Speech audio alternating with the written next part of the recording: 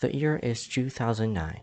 The game Kingdom Hearts 358 Days Over 2 has recently released for the Nintendo DS, and maybe you'd been following the Kingdom Hearts series since before, or like me, you were just discovering it now. Anyone after playing the Nintendo DS game could easily tell what really stood out in the soundtrack, the answer being Xion's theme, or rather her themes, plural. Xion is a character that is focused on for a good chunk of that game, so it's no surprise that the music associated with her also receives a lot of emphasis. Xion received two different themes, her base character theme and an emotionally intense variation of it, acting as a battle theme during the fight against her in the climax of the story. But perhaps it could be a little disappointing to some that despite the composition and arrangements of Xion's themes being extremely well done, impactful, and complex, they were still limited to the compression and sound font limitations of being, well, in a Nintendo DS game. It was especially concerning when it came to Xion's battle theme, which simulated a full-on piano and orchestra concerto, only using the capabilities of the Nintendo DS, leaving many fans hungry for a better quality version to listen to.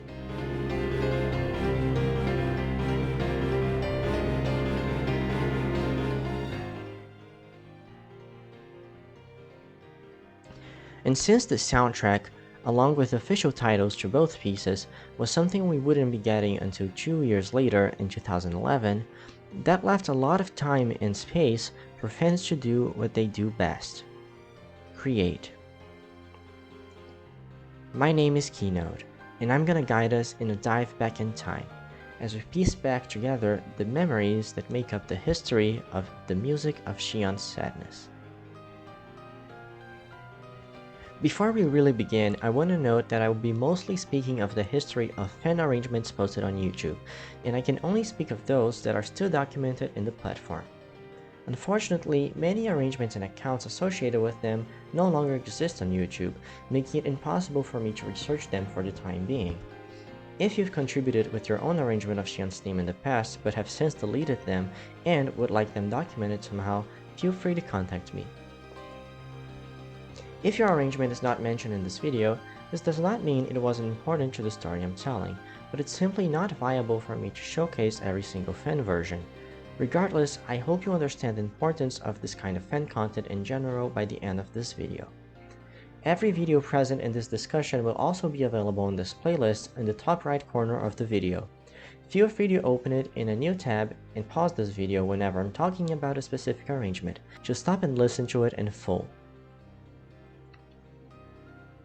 So imagine you just finished the game for your first time. You think to yourself, gosh, I need to hear Xion's battle theme again. So you go into your generic forum or whatever website you use to talk about Kingdom Hearts in and create a topic about how much you liked the music. Quickly, someone responds, calling the track by its once most popular name, Dirge of the 14th. Phase 1, Dirge of the 14th.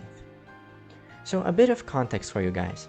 Kingdom Hearts soundtracks have a tendency to take a while to be released, and for this reason, tracks that don't have easily predictable titles and don't have their titles reviewed elsewhere end up being coined with fan-made ones. A good recent example of this is Oscurita di Zehanort, a fan name assigned by CG Inferno to one of the boss themes in Kingdom Hearts 3. This fan title has been embraced by the fanbase since this track has not yet received an official title at the time of this recording. Another example would be Dismissed from Birth by Sleep, which ended up being called Fragments of Sorrow by the fanbase until we got the soundtrack for it. Something similar happened with Xion's final boss theme. YouTube user Jaka016, now known as AdarnaCKH19, on June 7, 2009, uploaded their Dirge of the 14th, an arrangement of Xion's final boss theme, being apparently the first person to attempt to recreate the track with better sound fonts. For this reason, it became the most watched, shared, and praised arrangement of the theme for quite a while. The title Dirge of the 14th quickly caught on as the official fan name.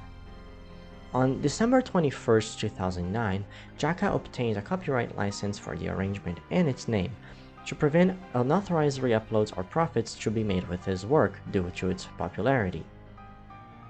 He also did not make music sheets for it available anywhere, as the arrangement included multiple orchestral instruments. Jaka's arrangements of both the character and battle theme were the first cleaner versions of the pieces available online, and Dirge of the 14th was by far the most popular arrangement of the source material. It was also very faithful to the original. However, there were still many people interested in learning how to play it themselves, particularly on the piano. This gave birth to what I call the Dirge phase. 3 days after the release of 358 Days Over 2 in Japan, and long before Jaka's arrangement, the sheet music album Kingdom Hearts Piano Collections Field and Battle was released. With it was also the first officially published arrangement of Xion's themes, titled Musique pour la tristesse de Xion. This arrangement was intended to be a mixture of both Xion's character theme and her battle theme. However, its title really only referred to her character theme, leaving the battle theme at this point with no official title, which is exactly why Dirge of the 14th was adequately appropriated by the fanbase as a replacement. Although the Piano Collections piece and sheet music did already exist by this point, it was probably super hard to purchase the sheet music book and find a PDF of it online, meaning it was unlikely that anyone could upload themselves playing it. It being an advanced piece was likely another gate from having any Western interpretations of it or even arrangements that were influenced by it early on. Furthermore, the first full recording of the Piano Collections piece was only posted on YouTube on January of 2010 by YouTube account Spyro, almost an entire year later, despite the album existing since March 2009, so its contents were also fairly unknown until then. We'll be back to talk about the Piano Collections version, but for now, let's skip forward in time to September 2010, when Noah Thies, formerly known as Goten 1992, uploaded his own arrangement of the piece to YouTube under the name Xion's Final Battle, aka Dirge of the 14th. Noah's arrangement was the first to be publicly made available for free, having download links to both the sheet music, MP3 audio, and a MIDI file in the description, and consequently had many derivative versions using it as a base. Many of these ended up being quite literally copy-pasted MIDI with modified instrumentation, but that's not necessarily a bad thing. It's good to make a point on how Noah's arrangement was very important for fans to express the piece in their own ways, even if they didn't take many creative liberties with it. It also allowed a lot of lower-skilled pianists or those without access to the piano collections to be able to play a version of it, as well as being an easy, accessible, and free base for remixes and arrangements in general to use. Some of these added onto it in super creative and neat ways, showcasing how accessibility and collaboration in fanworks can lead to amazing results. Noah's was definitely the fan arrangement that led to most other derivative fan arrangements and interpretations in the West.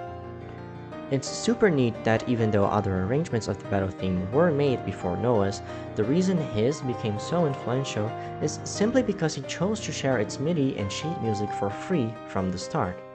For example, user Hypochondriac Piano also had a very popular arrangement of Xion's bass character theme, with her own original sections added, but she wouldn't create sheet music for it until 2015, making many people unable to play it until years after it was posted.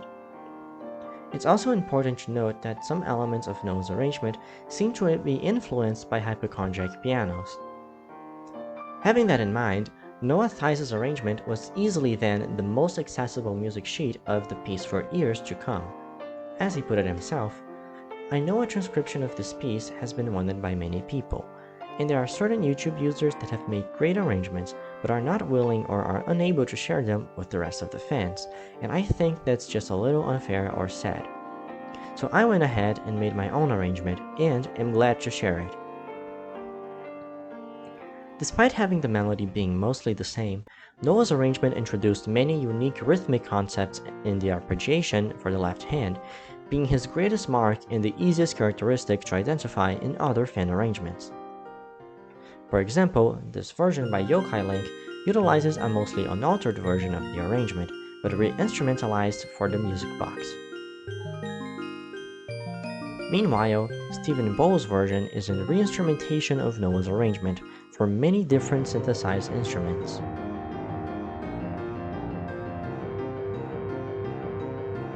In Gable Zabel's arrangement, the beginning section is beautifully improvised, then switches into a slower paced and more expressive version of Noah's arrangement.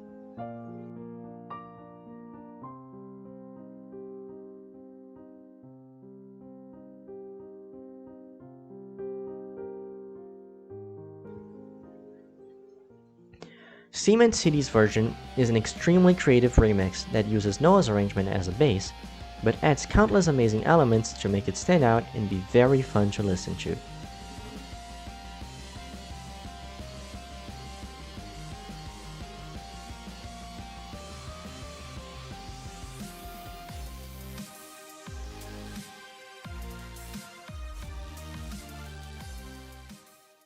The Juways remix uses Noah's arrangement as a base, but modifies, among many other things, the beginning arpeggios.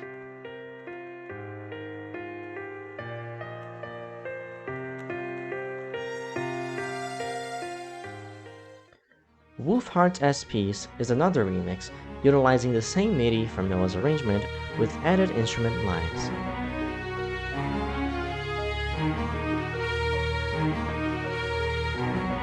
As I mentioned before, many pianists were also ecstatic to finally be able to play the theme, and posted videos of themselves playing this arrangement online.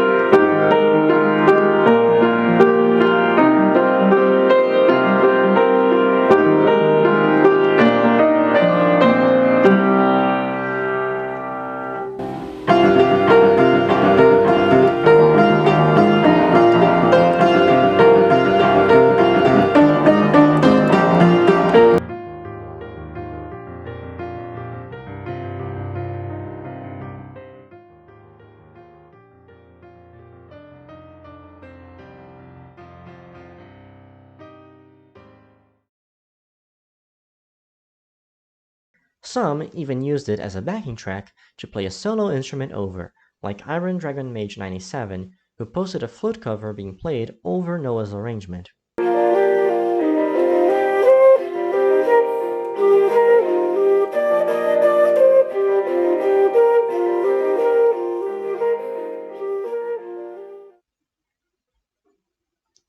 Another element of this arrangement that is very cool is a slight modification in the melody, which can also be found in future Finn covers that do their best to deviate from Noah's, but still share the small detail that is not present in the source material from the game.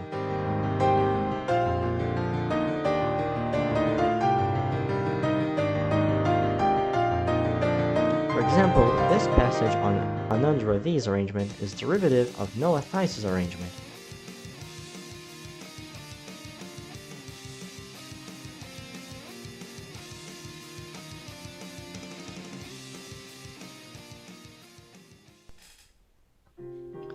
Clifford Christoph's video is not exactly the same as Noah's arrangement, utilizing instead a simplified version of the arpeggios at times, but is clearly very influenced by it.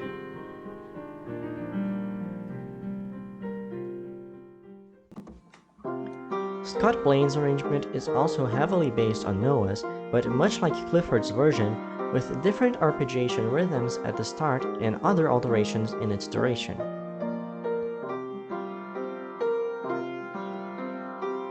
Overall, the biggest influence Noah's arrangement has over future fan tracks is doing away with the blocky rhythmic piano chords present throughout the entire original piece, instead substituting them with arpeggios, percussion, or suspended notes. This is an influence that extends itself even to one of the future official versions present in KH3, the most recent installment in the series.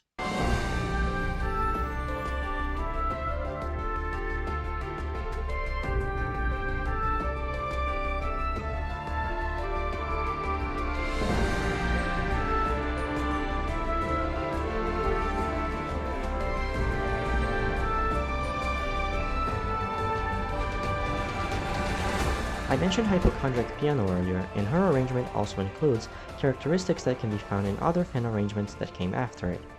These include a very slight variation in the melody, and an addition of an entirely original segment.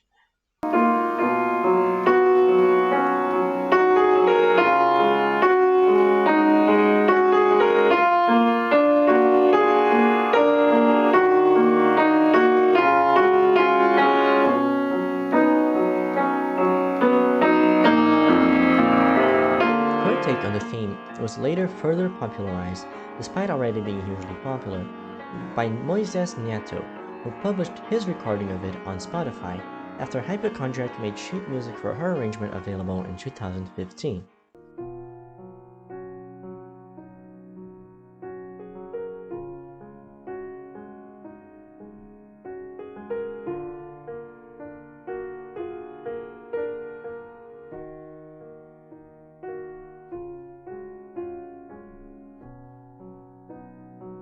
This original section can also be found on Tono Rumble Pack's arrangement later on. However, it was confirmed to be an unintentional reference, which in itself is evidence of how rooted the influence in these arrangements can be, even when it comes to people's perception of the source material.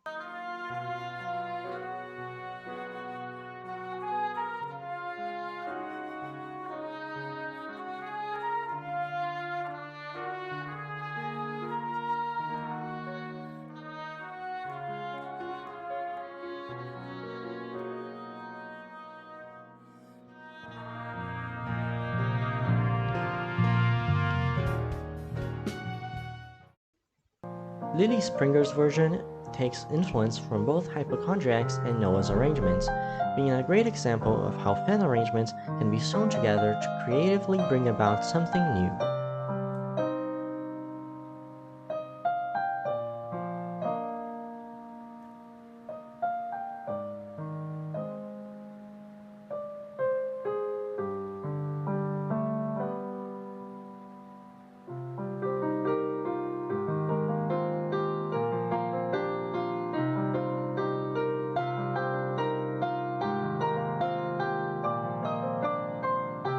Another thing that could happen were vocal covers, with original lyrics being sung over other fan covers. There were also a few cases of evolutionary arrangements, in which certain versions would get successive remixes or arrangements made by different fans. Escon's arrangement is a great example of this, receiving a vocal cover by Liz Robinet, and then another remix of that vocal cover by Medicine.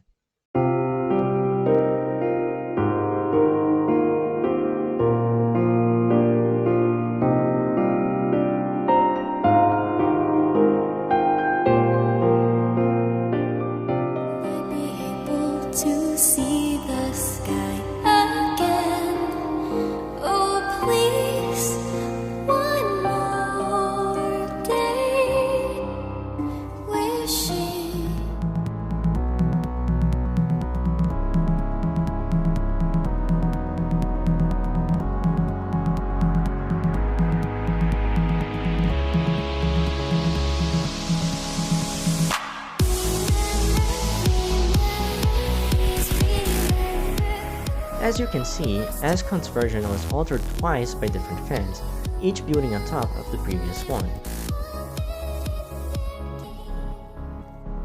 Buck R's arrangement is another one that had evolutionary remixes based on it. It was first published on his fan album Destiny. It brings a particularly recognizable variation to the melody, making this version stand out very much.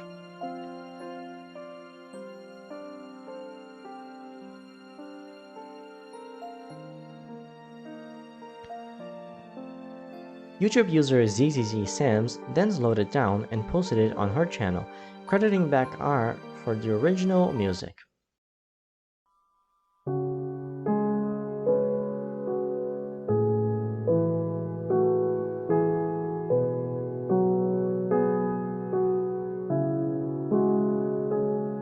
Dark Fairy 145 later recorded a stunning violin foreground track to accompany ZZZ Sam's slowed down version, ending with a result that almost feels meant to be.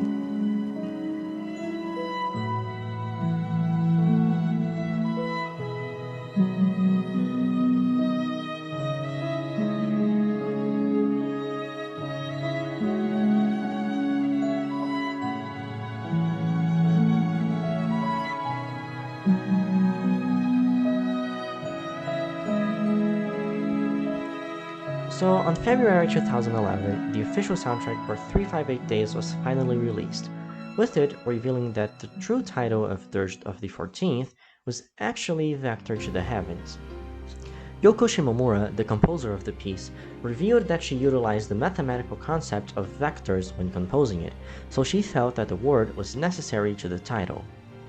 What are you facing? Where are you going? And what are you carrying? These were the questions that she wanted you to ask yourself while listening to it. This new recording of the piece had slightly better sound fonts than the original, and kept the arrangement itself exactly the same as in-game. Many people weren't really sure what to do with this new title, or rather, what to do with the old one. What happens to Dirge of the 14th now? Do we forget about it? Do we rename our old videos? Or do we just leave them as they are? This is the beginning of what I call the vector phase.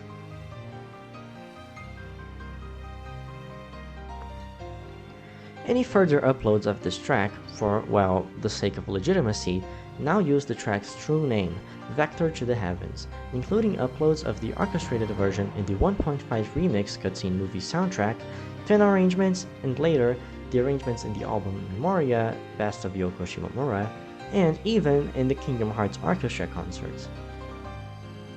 Memoria wouldn't be released until 2014 though, and the orchestras would come even later. So what then were the fan interpretations of Vector to the Heavens like, in contrast to Dirge of the 14th? To be honest, a lot of the arrangements that I listed before, in the Dirge phase, were actually created during the Vector phase, which meant that they were aware of the title being a Vector to the Heavens at this point. However, I felt it was more appropriate to include them in the Dirge phase, due to them being greatly influenced by Noah Theis' arrangement, which also managed to extend its longevity by, surprise, renaming his old video from Dirge of the 14th to Vector to the Heavens. Meaning, people would still find his arrangement even when searching specifically for the real title, as well as the old fan-assigned one. This definitely muddies the water a bit, since any influence from Theis' arrangement would in turn make a piece belong in the Dirge phase, but any videos posted after Vector was revealed as the true title would also belong in the Vector phase. And to be fair, despite the Dirge phase having ended years ago, you can still find arrangements being posted online with Dirge influence.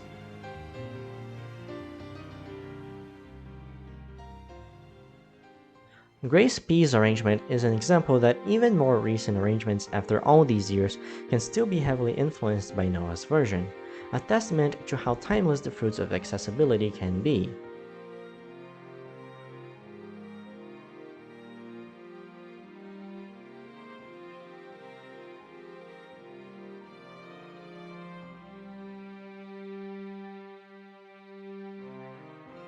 If you look at Spotify, you'll also find that many of the songs, listed as Vector to the Heavens, are actually remixes of Noah's arrangement as well, something that's gradually dying off, giving way to be replaced by arrangements that either focus on originality or fidelity to the original piece, but we'll get to that soon.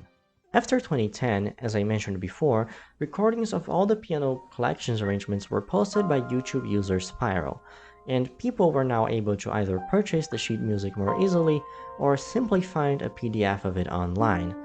Either way, fan renditions of the piano collections piece, Musique pour la tristesse de Xion, were now on the table, and some of the most popular versions of it back then were Dread Joker's rendition and Vertigrand's true interpretations.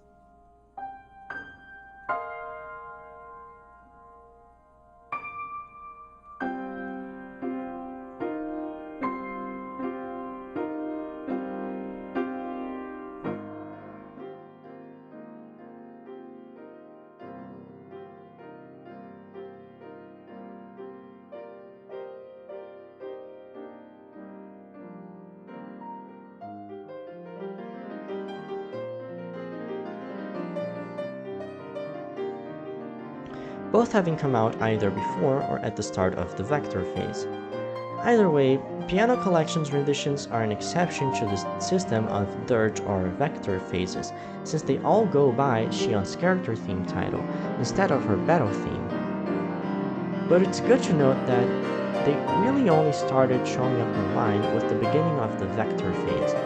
therefore not leaving any significant influence on piano arrangements in the Dirge phase before it. Piano Collections arrangement is one of the versions that consistently gets new interpretations posted online. For example, this version by Natalia Plays Piano, probably due to its nature as an officially published advanced level piano arrangement, and the fact that it's currently easier to find online. Either way, despite not being explicitly associated with the vector phase, that is definitely where it's more prominent. Another amazing example of different ways to express this piece is Darren Eng's rendition, one of the most passion-filled takes on this piece, playing with dynamics, tempo, and technique in a very original way. There's quite a few comments in the video discussing the changes in performance compared to the original recording of the piece, and I definitely recommend checking those out if interested in some very in-depth explanations of what makes this take so unique.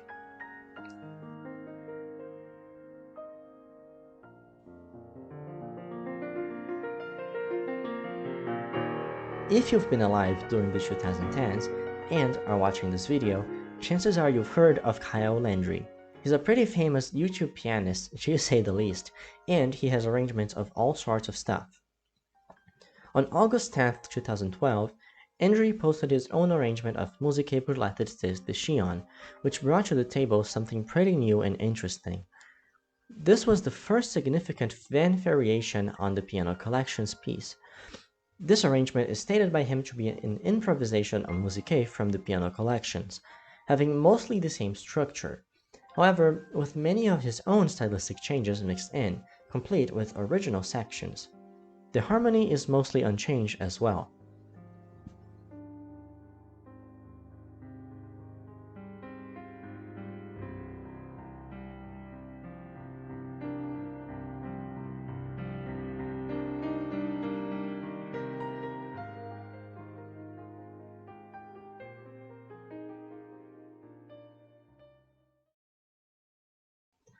Piano Collections was also incorporated into Dread Joker's more recent arrangement of Vector, which uses the intro to the piece, but then switches to a highly accurate arrangement of the original game version of the battle theme, resulting in a very effective intensity whiplash, something the Piano Collections piece definitely prides itself in also doing, albeit closer to the end rather than at the very beginning.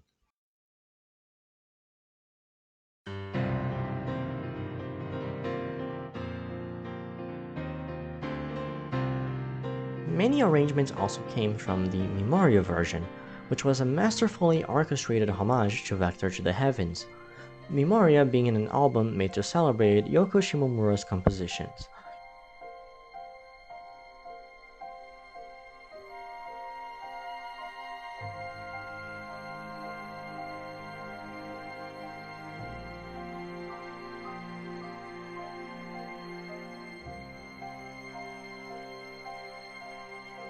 Both the Piano Collections and the Memoria arrangements for Xion's theme were done by Sachiko Miyano, so she is, in a way, one of the great influences of the Vector phase.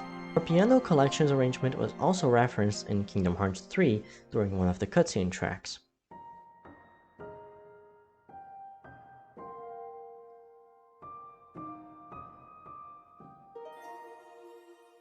Sam Young's arrangement is an orchestration that heavily borrows elements from Memoria. In fact, it sounds almost identical at times in many ways. However, it is shorter and varies a bit from the direction the original arrangement takes.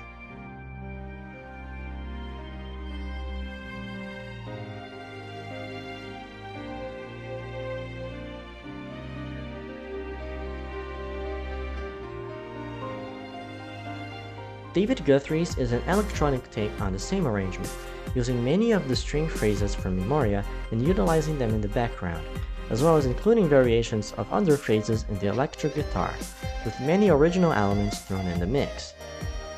It also incorporates Roxas's theme. For context, Roxas is a character who is very connected to Xion and the source material, which is why some fan arrangements of Xion's theme incorporate his theme as well. Dren Mu's harp cover is a fantastic arrangement for dual harps that takes many elements from the Memoria arrangement and also references the end of the Piano Collections arrangement a couple of times.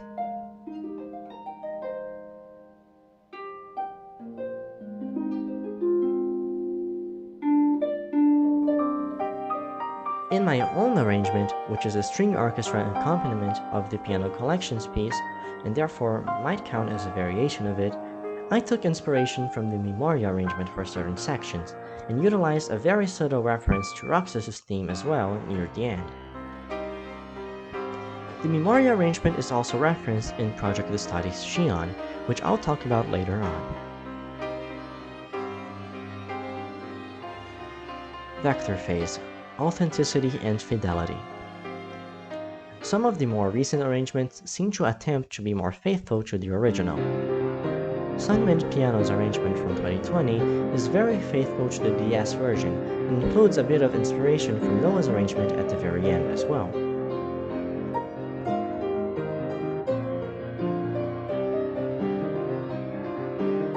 Mohmega's arrangement from 2019 is mostly extremely faithful to the original Nintendo DS version, however adding their own flares to it, especially closer to the end, featuring an electric guitar.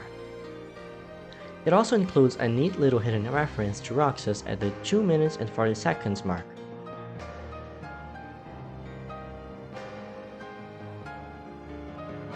However, others take a different approach. Eric Wheeler's is a more recent metal cover that starts with a subtle influence from the Memoria arrangement, with the high tremolo being represented with a high strings tempo. Then, it goes on to be faithful to the original piece, albeit in a different genre, before introducing his own original music material into it.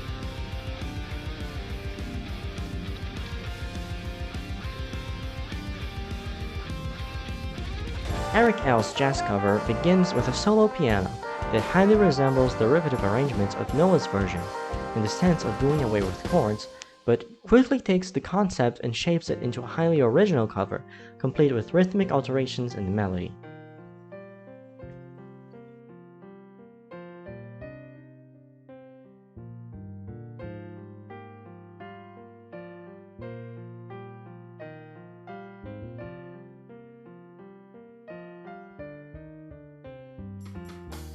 Tonal Rumble Peck's jazz cover, which I mentioned when speaking of Hypochondriac's arrangement, managed to stay very close to the original while fitting perfectly with jazz, keeping most changes being made instead on instrumentation, and with an added bass line and percussion. They also include a brief improv in the original section from Hypochondriac's arrangement.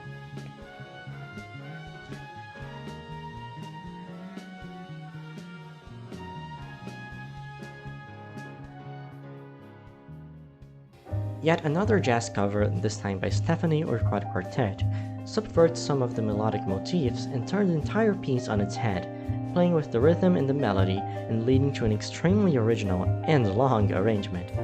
There is no noticeable influence from other Finn arrangements, but it does borrow a melodic addition from the piano collections piece, as well as being generally inspired by how melodic themes were moved during the arrangement.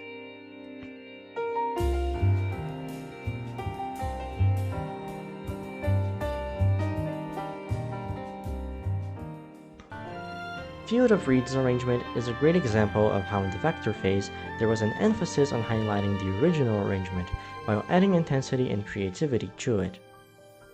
A great characteristic of this arrangement is the creative use of instrumentation to invoke imagery.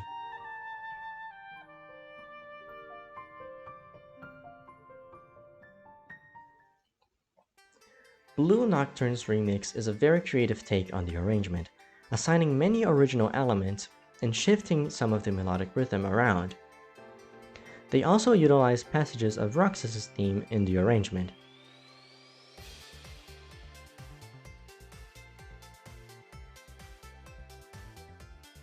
Arrangements in the vector phase seem to be taking a new direction with Xion's theme, striking a balance between either 1. Referencing only the original piece in subsequent official versions, 2. Bringing total originality to the arrangement, or 3. A clever mix of both, and perhaps they are now moving away from the liberty of borrowing and adapting from other fan works. While referred to as Dirge of the 14th, this piece seems to carry in both name and arrangement a very clear sense of community. However, with the transition into the post-vector phase, fan arrangements began to move past that. Much of the influence that Dirge of the 14th had has been weakened due to the revelation of an official title overshadowing earlier fan arrangements, thus giving age to new interpretations based directly on the original piece instead. In a way, having the official title of Vector to the Heavens revealed was almost like a reboot on the direction of fan arrangements in general. I need to talk about this odd one out before I move on. Sasuke Shika's metal arrangement, Xion Final Battle Theme Remix, was one of the first fan arrangements of the theme ever made. It feels highly unique and ahead of its time, especially since it was released even before both Jaka's, Dirge of the 14th, and Noah's arrangements. It feels like a post-vector piece, in the sense of taking the original game version as a base and adding originality on top of it. Therefore, this arrangement doesn't really fit into any of the phases perfectly, so I chose to include it in the vector phase due to the circumstances of its existence. But it's important to note that this was actually created in the context of basically no fan arrangements even existing at this point, and chronologically, it is very much closer to the Dirge phase instead. And of course, we need to talk about Project Destati's version. It includes inspiration from Memoria, while also including small references to the Piano Collection's arrangement, as well as taking influence from Field of Reed's version. It also, however, follows suit with the rest of the vector phase, having a much greater focus on drawing from the original piece and creating original motifs and musical material than paying homage to other fan arrangements. Overall, I categorize as being in the vector phase arrangements that mostly either build on or reference original arrangements of Xion's theme, those done by either Yoko Shimomura or Sachiko Miyano, rather than referencing fan arrangements, or they instead focus on unique interpretations drawing from official pieces, but with original content or style implemented.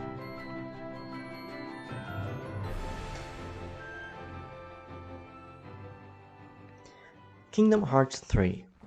As I mentioned before, one of the versions of this theme in Kingdom Hearts 3, which was released years after the vector phase had begun, seems to inherit some elements from fan-made arrangements. Not only does the Other Promise and Vector to the Heavens theme that plays in the fight against Saix have the previously mentioned influence from Noah Theis's arrangement, but it also incorporates a feature that many fan arrangements had previously included, mixing Xion's theme with the Other Promise, a battle variation of the theme associated with Roxas, one of Xion's best friends in the game. Some examples of this are David Guthrie's Field of Reeds and Blue Nocturne's arrangements. However, the concept of a Roxas and Xion music mashup isn't exactly new. It's something that many fans had been doing before Kingdom Hearts 3's version, so it's interesting to see how the concept was realized officially. With the release of Kingdom Hearts 3's Remind DLC, Vector to the Heavens also received a new arrangement for Xion's Limit Cut battle.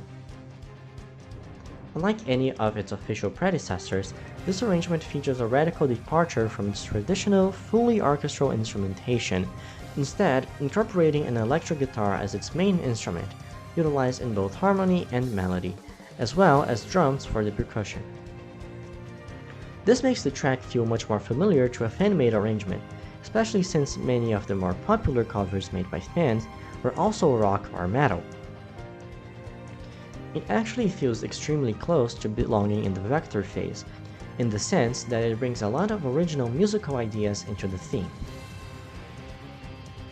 I believe that this version is going to mark the beginning of a post-Remind phase for Vector, especially with the release of the soundtrack this year, and will lead into future fan arrangements of Xion's theme, incorporating the original elements that this version introduced.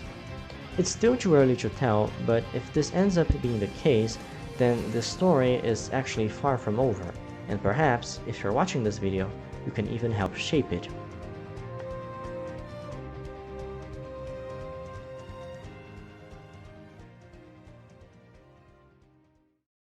Closing thoughts. Let it be clear that every single piece that was mentioned in this video, and even the very many that weren't, were fundamental to shaping the ongoing history of this composition. The influence that fan works can have over each other is fascinating, and the history of Xion's theme is an extremely interesting showcase of the reach they can have, albeit in subtle ways. The power of accessibility and collaboration in fandom arts cannot be overstated, and whether being faithful to the piece or bringing their own flair and style to it, the impact that these covers had is undeniable. I hope this research has helped you admire the trajectory this piece has gone through, and will allow you to recognize these influences in any future renditions of Vector to the Heavens.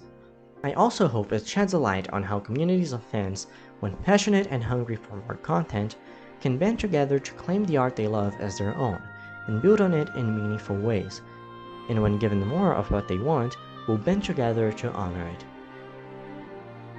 I'd love to hear your stories with this composition in the comments, and if you feel I've made any mistakes, please feel free to point them out. Don't be afraid to express yourself through the art you treasure, even if you don't feel it's your own. If it helps you express your true feelings, then you are immediately a part of it, and it is immediately a part of you. Thank you for listening to this story, and I hope you join me in accompanying it until its very end.